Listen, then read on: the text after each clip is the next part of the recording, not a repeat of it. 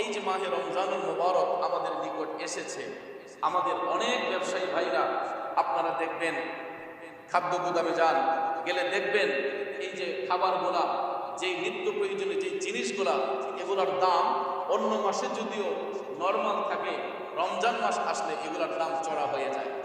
অনেকেই অপেক্ষায় থাকে যে এক্সাম্পল একটা খেজুরি ধরেন, খেজুরটা কিন্তু 12 মাসে দোকানে বিক্রি হয়, অন্যান্য মাসে দামটা একটু স্থিতিশীল থাকে, কিন্তু রমজানুল মুবারক যখন আসে তখন এই জিনিসগুলোর দাম চড়া হয়ে যায়, বেড়ে যায়। কথা বলেন ঠিক না? এবং অনেক ব্যবসায়ী ভাইরা এগুলা গুদামের মধ্যে স্টক করে রাখেন যে এটা এখন রিজার্ভে রেখে দেব, আমি রমজান শরীফ আসলে রমজান মাসে এটাকে বেশি দামে বিক্রি করব। কিন্তু এই রমজান আমাদেরকে এই শিক্ষা দেয় না। প্রিয় মুসলিম ভাইয়েরা আমার, মাহে রমজান মুবারক আমাদেরকে ধনী গরিবের মধ্যে যে বৈষম্য, এটা দূর করে দিতে এসেছে। রমজান শব্দের অর্থই হলো জ্বালিয়ে দেওয়া, পুড়িয়ে দেওয়া। তার মানে ঘর বাড়ি জ্বালানো নয়। আমাদের মানবতার মধ্যে যত কুপ্রবৃত্তি আছে, যত ওয়াসওয়াস রয়েছে, শয়তানি ওয়াসওয়াস রয়েছে, এইগুলাকে বিসর্জন দেওয়ার নামই হচ্ছে রমজান। কথা বলেন ঠিক কিনা? এই জন্য রাসূল করিম সাল্লাল্লাহু আলাইহি ওয়াসাল্লাম বলেছেন, তোমরা তোমাদের ভাইদের প্রতি জুলুম করো না, তোমরা তোমাদের ভাইদেরকে তোমাদের জবান দ্বারা কষ্ট দিও না। কিন্তু রমজান শরীফ আসলে আমরা দেখতে পাই হাট বাজারে গেলে যে জিনিসের দাম বেড়ে যায়। জিজ্ঞেস করলে কয় ভাই এটা রমজান মাস, একটু দামি বিক্রি করতে হয়। যেমন দেখেন আল্লাহর নিয়ামতের খাবার, আমরা যেটা গাভীর দুধ, আমরা রমজান মাসে অনেকের ঘরেই থাকে, কিন্তু অন্য মাসে যদি দুধের লিটার 80 টাকা 70 টাকা থাকে, রমজান মাস আসলে এটা 100 টাকা 120 টাকা হয়ে যায়। তাহলে চিন্তা করেন, অন্য মাসে যদি কম থাকে, রমজান মাসে আরো তো কম থাকার কথা। কারণ এটা ধনী গরিব সবার জন্য এই সিয়াম সাধনা, এটার মাধ্যমে আমাদের বৈষম্য দূর হয়, এটার মাধ্যমে আমাদের মনের যে জঙ্কার, মনের যে কুপ্রবৃত্তি, এইগুলো রমজান দূর করে। কিন্তু দেখা যায় আমাদের দেশের মধ্যে সাধারণ দুধ বিক্রেতাকারী ভাইও এই রমজান শরীফ আসলে দুধের দাম তিনি বাড়িয়ে ফেলেন। নিত্য প্রয়োজনীয় জিনিসের দাম যেগুলা বাড়িয়ে ফেললে গরিব দুঃখী মেহনতি মানুষের জন্য এটা গ্রহণ করা কষ্ট হয়ে যায়, তাদের জন্য কষ্ট হয়ে যায়। কিন্তু ভাইয়ের আমার দেখেন, আমরা যদি আমাদের ফরেন কান্ট্রির দিকে আমরা নজর করি, যেমন আমার এক কাকা ওই দিন উনি লন্ডন থেকে আসলেন। তা আমি যখন ওনার এই তারাবির নামাজ শেষে ভদ্রলোকের সঙ্গে বসে আলোচনা করছি, তখন উনি বলতেছেন, আমাদের দেশে 95% মুসলমান বাস করছে, আর 5% হলো বিজাতি হিন্দু, বৌদ্ধ, খ্রিস্টান। এর মধ্যে 95% মুসলমান বাংলাদেশে বাস করছে। আমাকে বলতেছেন, ভাতিজা, এই 95% মুসলমানের দেশে দ্রব্যমূল্যের দাম যেইভাবে বাড়তেছে, আমরা যে ইউরোপে থাকি, ইংল্যান্ডে থাকি, ওই দেশে ইহুদি খ্রিস্টানরা এরা কি করে, রমজান মাস আসলে যেই মালের দাম ছিল 100 টাকা, এটার মধ্যে লেবেল লাগাই দিয়ে 50 টাকা, অর্থাৎ অর্ধেকটাই কমিয়ে ফেলে। এবং তারা এই রমজান মাস আসলে মুসলমানদের আরামে আয়েশের জন্য, সিয়াম সাধনার জন্য ফরেন কান্ট্রিতে এরা দ্রব্যমূল্যের দাম ইহুদি খ্রিস্টান হয়ে এরা কমিয়ে দিচ্ছে। আর আমরা এক মুসলমান আরেক মুসলমান প্রতি জুলুম করার জন্য আমরা দ্রব্যমূল্যের দাম বাড়িয়ে দিয়েছি। এখন দেখেন, একটু কম্পেয়ার করেন, এই জিনিসটা যেটা ইহুদি খ্রিস্টানরা করছে, এটা থাকা উচিত ছিল আমাদের, ঠিক কিনা বলেন? এটা এই আচরণটা থাকা ছিল আমাদের, কিন্তু আমাদের আচরণটা ওরা করতেছে। একমাত্র ওরা কিসের কারণে করতেছে? এরা উন্নত রাষ্ট্র নিজেকে গঠন করেছে, তৈরি করেছে। কিন্তু ভাইয়ের আমার, পৃথিবীর সবচেয়ে উন্নত রাষ্ট্র হলো মক্কাতুল মুকাররমা, মদিনাতুল মুনাওয়ারা। কথা বলেন ঠিক কিনা? আমরা অনেক সময় দেখবেন উন্নত রাষ্ট্র হিসেবে, আমরা উন্নত রাষ্ট্র হিসেবে ইউরোপ আমেরিকাকে আমরা মনে করি যে এটা উন্নত রাষ্ট্র। কিন্তু মুসলমান হয়ে আজকের পর থেকে আর কোনোদিন এই কথা কোনো মুসলমানদের জবান দিয়ে যেন না আসে। কারণ উন্নত রাষ্ট্র হবে মক্কাতুল মুকাররমা, মদিনাতুল মুনাওয়ারা। পৃথিবীর মধ্যে সবচেয়ে দামি শহর হচ্ছে মদিনাতুল মুনাওয়ারা। কথা বলেন ঠিক না বেঠে? যেই মদিনা শরীফের মধ্যে অবস্থান করছেন, আরাম করছেন রাহমাতাল লিল আলামিন হুজুরে নূর সাল্লাল্লাহু তাআলা আলাইহি ওয়াসাল্লাম। এই জন্য ভাইয়ের আমার, বন্ধুরা আমার, আশিকি ভাই খুব চমৎকার ভাষায় লিখেছেন, এই যে সুন্দর পৃথিবীর দ্বিতীয়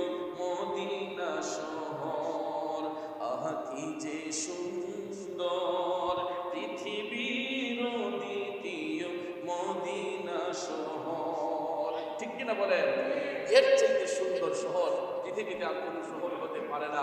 এই জন্য ভাইয়ের আমার, বন্ধুরা আমার, আমাদের মধ্যে যে নীতি নৈতিকতা থাকা দরকার, এই আদর্শটা ইহুদি খ্রিস্টানরা নিয়ে গেছে। আর ইহুদি খ্রিস্টানের যে কালচার ছিল সেটা আমাদের মধ্যে চলে আসছে। এই জন্য আপনাদেরকে বিনয় করে আমি বলবো, আমরা পৃথিবীর শ্রেষ্ঠ জাতি মুসলমান হিসেবে আমরা যেন ইহুদি খ্রিস্টানদের খাসিয়ত আমাদের মধ্যে না আনি। আমরা পৃথিবীর শ্রেষ্ঠ জাতি মুসলমান হয়ে এক ভাই আরেক ভাইয়ের প্রতি আমরা সহানুভূতি দেখাবো। আমরা ভালোবাসা সৌহার্দ্যের মাধ্যমে আমরা এই মাহে রমজানকে আমরা অতিবাহিত করব। কেননা আল্লাহর হাবিব সাল্লাল্লাহু আলাইহি ওয়াসাল্লাম ইরশাদ করেন যে যখন কোনো রোজাদার ব্যক্তি আল্লাহর ওয়াস্তে, যখন সেই ব্যক্তি আল্লাহর সন্তুষ্টির জন্য রোজা পালন করে, যেই কোনো মুসলমান, রাসূল বলেছেন যদি কোনো রোজাদার মুসলমান আল্লাহর সন্তুষ্টির জন্য, একমাত্র আল্লাহকে রাজি খুশি করার জন্য সিয়াম সাধনা করে, রোজা পালন করে, আপনারা দেখবেন সাহরির পরে ইফতারের আগ মুহূর্ত পর্যন্ত, মাগরিবের আগ মুহূর্ত পর্যন্ত আমরা কোনো খাবার দাবার গ্রহণ করি না। তো স্বাভাবিকই আমাদের মুখের মধ্যে থেকে একটা দুর্গন্ধ আসে, একটা স্মেল খারাপভাবেই আসে। এটা স্মেলটা যেহেতু আমরা খাবার দাবার খাই না, সারাদিন আমাদের মুখে কোনো খাবার যায় না, স্বাভাবিকই আমাদের মুখ থেকে একটা আপনার ব্যাড স্মেল যেটা আসে, দুর্গন্ধ আসে। কিন্তু এটা অনেকের কাছে হয়তো বিরক্তিবোধ হয়, কিন্তু না, আল্লাহর হাবিব সাল্লাল্লাহু আলাইহি ওয়াসাল্লাম বলেছেন আল্লাহর সন্তুষ্টির জন্য কোনো মুসলমান যদি রোজা পালন করে, দয়াল নবী বলতেছেন যে রোজাদারের মুখের গন্ধটা আমার আল্লাহর কাছে মেশক আম্বরের চেয়ে অতি উত্তম, অতি সুগন্ধময়। কারণ এই রোজাটা, এই দুর্গন্ধটা কিসের কারণে আসলো? একমাত্র ওই রোজাদার মুসলমান আল্লাহকে রাজি খুশি করার জন্য দুনিয়ার খাবার দাবার থেকে নির্দিষ্ট একটা টাইম পর্যন্ত, অর্থাৎ সাহারির পান করার পরে মাগরিবের পূর্ব মুহূর্ত পর্যন্ত এত সুস্বাদু খাবার আমাদের সামনে থাকার পরেও আমরা এই খাবারগুলা গ্রহণ করি না, এই জন্য প্রিয় মুসলিম ভাইয়ের আমার, রোজাদারের মুখের গন্ধ রাসূল বলেছেন আল্লাহর কাছে মেশক আম্বরের চেয়ে সুগন্ধময়। অতএব তোমাদের মধ্যে যেই ব্যক্তি রোজা রাখে সে যেন অশ্লীল ভাষা ব্যবহার না করে, অশ্লীল ভাষা, জঘন্য আচরণ যেন না করে, নির্বুধের মতো যেন এরকম কাজ যেন কখনো না করে, দয়াল নবী বারবার করে বলেছেন। কারণ যখন একটা মানুষ সিয়াম সাধনা করে, রোজা পালন করে, খাবার দাবার থেকে দূরে থাকে, স্বাভাবিকলি ওই ব্যক্তির মেজাজটা একটু চড়া থাকে। আমরা তখন দেখবেন পেটে যখন ক্ষুধা থাকে তখন অটোমেটিকলি আমাদের মধ্যে একটা স্ট্রংলি ভাব থাকে, মেজাজটা একটু কেটকেটে থাকে। তখন দেখবেন অনেক সময় অনেক ভালো কথাটাও আমাদের কাছে সহ্য হয় না। এই মুহূর্তে আমরা কি করব? রাসূল কারীম সাল্লাল্লাহু আলাইহি ওয়াসাল্লাম বলেছেন যে যদি তোমরা রোজা অবস্থায় তোমাদের রাগান্বিত ভাব চলে আসে, তোমাদের দৃষ্টিটাকে জমিনের দিকে নিক্ষেপ করো, চোখে চোখে না তাকিয়ে। রাসূল বলেছেন তোমাকে একজন আঘাত দিয়েছে, কষ্ট দিয়েছে, তুমি রমজান শরীফে যদিও তার দিকে তাকাও, প্রথম অবস্থায় ব্যক্তিকে বলতে হবে ভাই আমি রোজাদার। যদি কেউ আমাদের সঙ্গে খারাপ বিহেভ করে, খারাপ আচরণ করে, গালমন্দ করে, আমাদের প্রাথমিক অবস্থায় উচিত হলো কি আমরা ওই ব্যক্তিকে বলে দেওয়া। রাসূল বলেছেন তোমরা তাকে ভালোবাসা দিয়ে বলবা যে ভাই আমি রোজাদার। এরপরে যদি ওই ভদ্রলোক মেজাজ চড়া করে আবার বলবা যে ভাই আমি রোজাদার, 3 বার রোজাদার প্রমাণ করবা। এরপরে যদি ব্যক্তিটা তোমার উপর চড়া হয়ে যায়, রাসূল বলেছেন তুমি আঘাত করো না, বরঞ্চ তোমার দৃষ্টিটাকে তার দৃষ্টির আড়ালে নিয়ে তোমার দৃষ্টিটাকে তুমি জমিনের দিকে নিক্ষেপ করো। কারণ মানুষ যখন মেজাজ চড়া হয়ে যায় তখন রাসূল বলেছেন তোমাদের দৃষ্টিটা জমিনের দিকে নিক্ষেপ করো। কারণ এই জমিন সেই জমিন যেই জমিন থেকে রব্বুল আলামিন আমাদেরকে পৃথিবীতে পাঠিয়েছেন। আবার এই জমিনেই একদিন আমাদেরকে যেতে হবে। আবার রব্বুল ইজ্জত শেষ বিচারে এখান থেকে আমাদেরকে উত্তোলন করবে। এই জন্য ভাইয়ের আমার, আমাদের শেষ ঠিকানা হবে দুনিয়া ছেড়ে যাবার পরে শেষ ঠিকানা হবে কবর। এই জন্য রাসূল জমিনের দৃষ্টি নিক্ষেপ করতে বলেছেন, যাতে জমিনের দিকে তাকালেই আমাদের মরণের কথা স্মরণ হয়ে যায়, যে আমরা এখানে যতই বাহাদুরি দেখাচ্ছি না কেন, শক্তি প্রয়োগ করছি না কেন, আমাদের শেষ ঠিকানা কবর। ঠিক না ঠিক? এই জন্য রোজাদারকে রাসূল এই শিক্ষা দিয়েছেন যে যদি তোমাদের সাথে কেউ রাগান্বিত ভাব দেখায়, মেজাজ চড়া হয়ে যায়, তোমরা রাগারাগি না করে প্রথম অবস্থায়, দ্বিতীয় অবস্থায়, তৃতীয় অবস্থায় তাকে বলে দেবা যে ভাই আমি রোজাদার। এরপরে যদি মেজাজ চড়া হয়ে যায়, রাসূল বলেছেন তোমাদের দৃষ্টি অবনত করো, জমিনের দিকে দৃষ্টি নিক্ষেপ করো, যাতে ওই ব্যক্তির রাত একদম নির্মূল হয়ে যায়। কারণ রোজাদার ব্যক্তি রোজা অবস্থায় যেন ঝগড়াঝাটি না করে, গালমন্দ না করে। কিন্তু আমরা এত সুন্দর গাইডলাইন্স পাওয়ার পরেও আমরা আজকে দেখা যায় রোজা অবস্থায় হাটে যান, বাজারে যান, যে কোনো এলাকায় যান, রমজান অবস্থায় আপনার মারামারি। আমি দেখেছি আমরা কেমন অসভ্য হয়ে গেছি। একটু দেখেন, আমরা পৃথিবীর শ্রেষ্ঠ যদি মুসলমান, তারপরে অসভ্যতা আমাদেরকে ঘিরে রেখেছে। আমি কালকে সোশ্যাল মিডিয়াতে আমি ফেসবুকে একটা স্ট্যাটাস দেখলাম যে ইফতার সামনে নিয়ে মুখোমুখি সংঘর্ষ, হাতাহাতি সংঘর্ষ, এই যে ঘুষাঘুষি হচ্ছে, মারামারি হচ্ছে। আপনি চিন্তা করেন, আল্লাহর নিয়ামতের খাবার। আল্লাহর হাবিব বলেছেন রোজাদারের জন্য দুইটা আনন্দঘন মুহূর্ত। রাসূল বলেছেন যে রোজাদারের জন্য দুইটা আনন্দঘন মুহূর্ত। একটা হলো যখন সে ইফতার সামনে নিয়ে বসে, আর দ্বিতীয়টা হচ্ছে যখন ওই মুসল্লি আমার মওলার দিদারে মাশগুল হয়। অর্থাৎ সেটা কিসের মাধ্যমে? নামাজের মাধ্যমে, সালাতের মাধ্যমে মওলার দিদারে যখন মশগুল হয়। আর প্রথম বলেছেন যখন ইফতার সামনে নিয়ে বসে। রোজাদারদের জন্য এই দুইটা আনন্দঘন মুহূর্ত। রাসূল বলেছেন যে আমরা ইফতার সামনে নিয়ে যখন বসি, এত সুস্বাদু খাবার আমাদের সামনে থাকার পরেও একটা মুসল্লিও নির্দিষ্ট একটা এলান শোনার আগ পর্যন্ত, আজানের ধ্বনি শোনার আগ পর্যন্ত, মুয়াজ্জিনের কণ্ঠ শোনার আগ পর্যন্ত, একটা শস্য দানা পর্যন্ত আমরা মুখে দিই না। এই যে একটা তাকওয়া রোজাদারের জন্য, এত সুন্দর যে একটা তাকওয়া, যে এত সুন্দর খাবার দাবার, সারাদিন উপবাস, এরপরেও সুস্বাদু খাবার সামনে থাকার পরেও একজন মুসল্লি একটা শস্য দানা পর্যন্ত মুখে দেয় না। এই আনন্দঘন মুহূর্তটা হচ্ছে রোজাদারদের জন্য। কিন্তু দুঃখ লাগলো ওই জায়গায় যে ওইরা কেমন মুসলমান, ইফতার সামনে নিয়ে বসা, দেখা যায় দুই পক্ষে মারামারি হয়ে এই খাবারের জিনিসগুলোর মধ্যে পর্যন্ত লাঠি উষ্টা দিয়েছে। এই খাবারগুলো পর্যন্ত এরা তাদের পায়ের ছাপ দিয়ে নষ্ট করে দিয়েছে। তাহলে চিন্তা করেন, আমরা মানুষ হইয়া কিভাবে এত অমানুষ হয়ে যায়। এত সুন্দর একটা পরিবেশ পাওয়ার পরেও যদি আমাদের মধ্যে সভ্যতা না আসে, আমাদের মধ্যে ডিসিপ্লিন না আসে, আমরা মানুষ হব কখন?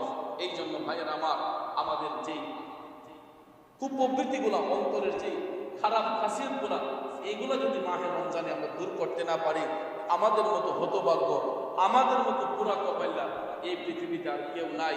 কারণ আমার চোখ দিয়ে পানি চলে এসেছে। অনেক ভাইয়েরা আমি দেখলাম তারা লাইক এবং শেয়ারে হাসির রিয়েক্ট দিয়েছেন, এরা মজা নিয়েছে। কিন্তু আসলে কি এটা মজা নেওয়ার জিনিস? এই যে ঝগড়াটা দেখলাম, আমার চোখ দিয়ে পানি চলে আসলো যে এরাও তো মুসলমান, এরাও তো নবীজির উম্মত, কিন্তু এদের আচরণটা এমন হবে কেন? ঝগড়া দ্বন্দ্ব থাকতেই পারে, মেজাজ গরম হতেই পারে। তাই বলে ইফতার সামনে নিয়ে বসা, এই মুহূর্তে দুইজনের যদি মুখোমুখি সংঘর্ষ হয়, হাতাহাতি হয়, তাহলে এটা তো মুসলমানিত্ব থাকে না, এটার মধ্যে কোনো নীতি নৈতিকতা থাকে না। আমরা এতই অসভ্য হয়ে গেলাম। আল্লাহ যদি আমাদেরকে হেদায়েত না করে, আমাদের আর পার হবার কোনো রাস্তা নাই। এই জন্য প্রিয় মুসল্লি ভাইয়ের আমার, আল্লাহ হাবিব সাল্লাল্লাহু আলাইহি ওয়াসাল্লাম বলেছেন যে তোমাদের মধ্যে যদি কেউ রোজা রাখে, রোজাদারের মুখের গন্ধটা আল্লাহর কাছে মিষ্টি করেছে উত্তম। আর রোজা অবস্থায় কেউ যাতে গালমন্দ, ঝগড়াঝাটি, অশ্লীল কথাবার্তা এইগুলো যেন না বলে। রাসূল করিম সাল্লাল্লাহু আলাইহি ওয়াসাল্লাম আরো ফরমান যে রোজাদারের জন্য দুইটা আনন্দঘন মুহূর্ত, এই যে বললাম, একটা হলো ইফতারের পূর্ব মুহূর্ত যখন সে ইফতার সামগ্রী নিয়ে বসে, দ্বিতীয়টা হলো যখন সালাতের মাধ্যমে মওলার দিদারে মাশগুল হয়।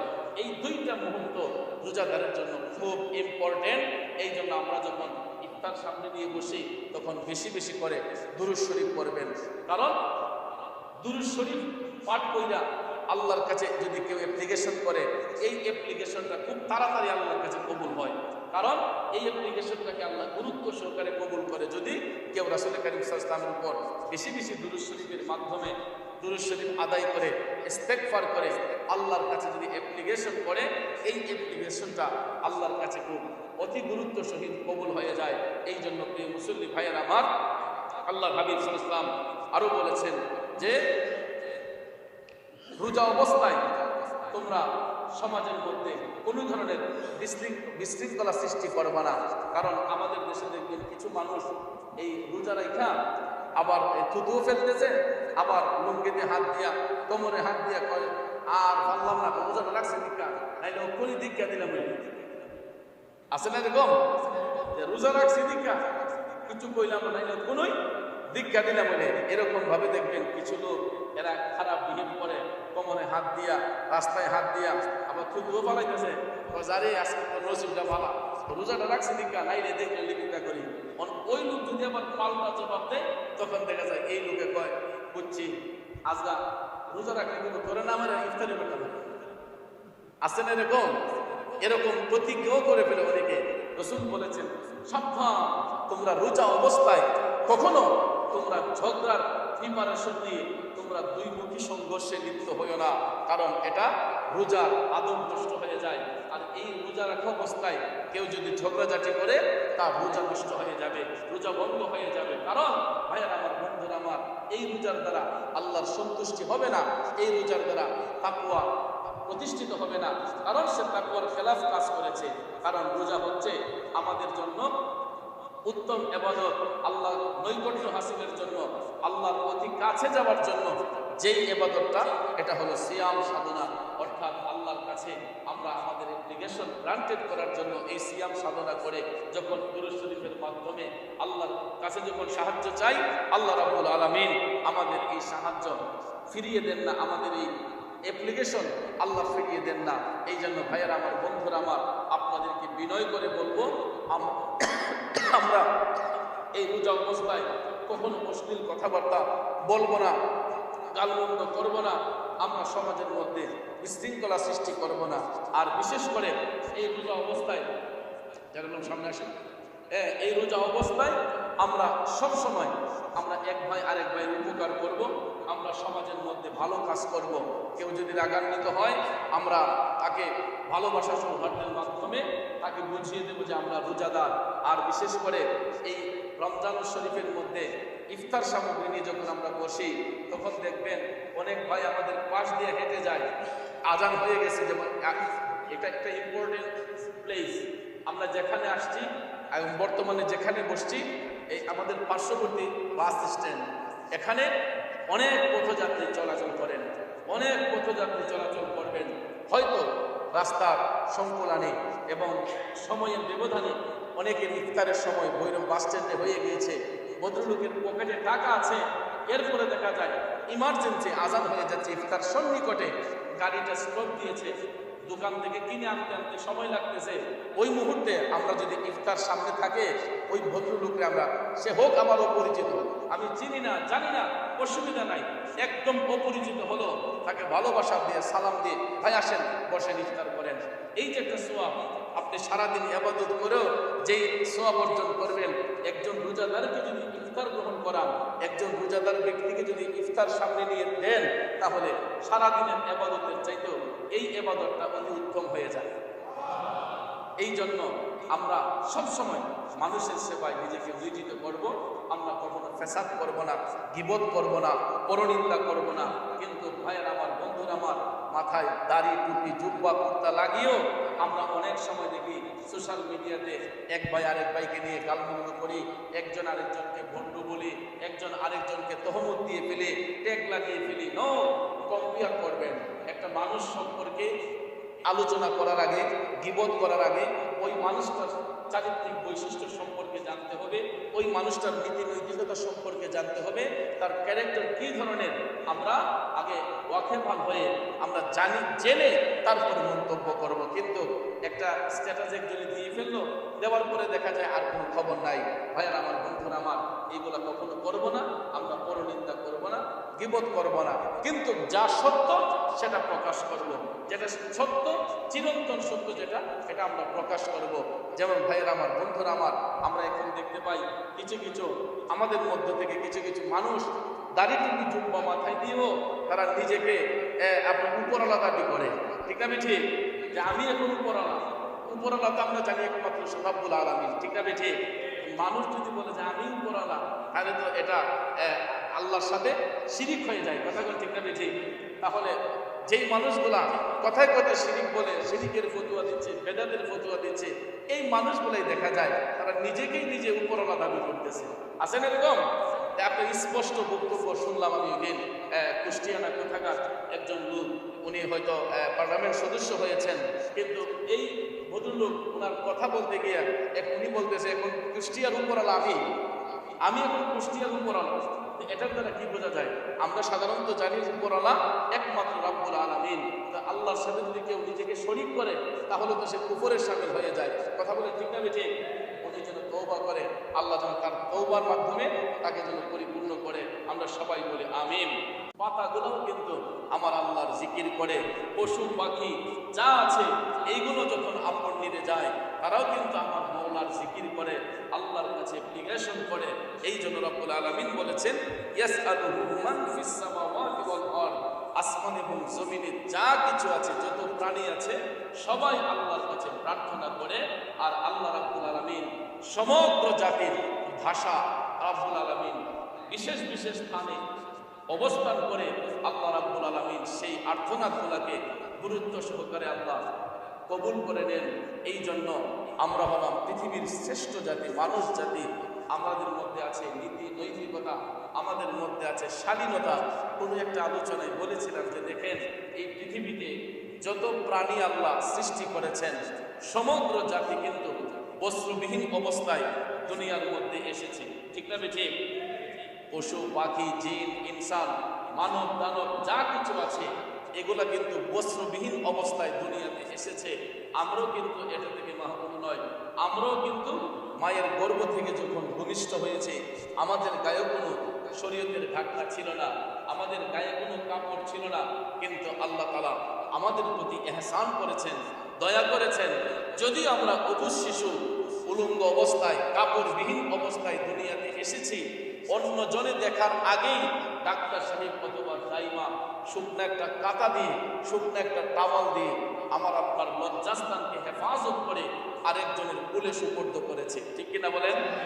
অর্থাৎ আমরা পৃথিবীর শ্রেষ্ঠ জাতি, আমরা মানুষ জাতি। এই জন্য দুনিয়াতে যদি আমরা বস্ত্রবিহীন অবস্থায় এসেছি, আসার সাথে সাথেই আল্লাহ রাব্বুল আলামিন আমার আপনার গায়ের উপরে শরীয়তের চাদর বেষ্টন করে দিয়েছেন, শরীয়তের চাদর দিয়ে আবরণ করে দিয়েছেন, যেটা অনন্তকাল মৃত্যু অবধি পর্যন্ত এই শরীয়তের ঢাকনা আমার আপনার গায়ে জড়ানো থাকে। আমরা শেষ বিদায় পর্যন্ত এই শরীয়তের ঢাকনা গায়ে পড়েই আমরা দুনিয়ার জমিন থেকে অন্ধকার কবর পর্যন্ত যাই। কথা বলেন ঠিক কিনা? কিন্তু তাছাড়া পৃথিবীতে যত প্রাণী আছে আপনারা লক্ষ্য করে দেখবেন সমগ্র প্রাণী কিন্তু বস্ত্রবিহীন অবস্থায় চলাফেরা করে। হাঁস, মুরগ, গরু, ছাগল, খাসি, ধুম্বা, ভেড়া যা কিছু আছে আপনারা লক্ষ্য করে দেখবেন এগুলা সৃষ্টি যেরকম হয়েছে শেষ পর্যন্ত তারা এভাবেই বস্ত্রবিহীন অবস্থায় তারা চলেছে। আর একমাত্র পৃথিবীর শ্রেষ্ঠ জাতি মানুষ জাতি দুনিয়াতে যদিও বস্ত্রবিহীন অবস্থায় আসে, আসার সাথে সাথেই আমার আপনার গায়ের উপর শরীয়তের ঢাকনা পড়ে যায়, আমাদের লজ্জাস্থান হেফাজত হয়ে যায়, যেটা মৃত্যু অবধি পর্যন্ত এই লজ্জাস্থান হেফাজতের মধ্যেই থাকে, কারণ আমরা পৃথিবীর শ্রেষ্ঠ জাতি। এই জন্য রাসূল করিম সাল্লাল্লাহু আলাইহি ওয়াসাল্লাম আমাদেরকে বলেছেন যে তোমরা সব সময় আল্লাহকে ভয় করো, সব সময় আল্লাহর তাসবিহ আদায় করো। আল্লাহর হাবিব সাল্লাল্লাহু আলাইহি ওয়াসাল্লাম কিভাবে আমাদের মানব জীবনকে পরিচালনা করতে হয়, কিভাবে আমাদের এইম ইন লাইফে আমরা যাব, একমাত্র রাসূল করিম সাল্লাল্লাহু আলাইহি ওয়াসাল্লামের এই সুন্নাহকে অনুসরণ করলেই আমরা আমাদের মানব জীবনটাকে সুন্দর করে গঠন করতে পারি। কিন্তু দুঃখ লাগে ওই জায়গায় যেটা পৃথিবীর মানুষ মুসলমানদের কাছ থেকে শিখবে, আমাদের আচার আচরণ থেকে শিখবে, কিন্তু দেখা যায় আমরা লোভের মধ্যে দাবিত হয়ে, স্বার্থের পিছনে দাবিত হয়ে আমরা আমাদের নেক আমলগুলোকে হারিয়ে ফেলতেছি। আমরা আমাদের তাকওয়ার খুঁটি থেকে দূরে সরে যাচ্ছি, আমরা ঈমানের পথ থেকে দূরে সরে যাচ্ছি। সম্মানিত হাজিরিন, আগামী রবিবার, অর্থাৎ আগামী রবিবার আসর নামাজের পরে আমাদের মেহেরচান্দামী মসজিদে পবিত্র 11 শরীফ উদযাপিত হবে। প্রতি মাসের নিয়ে 11 শরীফ পালিত হবে আগামী রবিবার। আপনাদের সবাইকে অনুরোধ করব আপনারা সবাই উপস্থিত হবেন। আর বিশেষ করে এই রমজান শরীফে আমরা তারাবির নামাজ কখনো আমরা গাফলতি করবো না, আমরা গুরুত্ব সহকারে তারাবির নামাজগুলো আদায় করবো।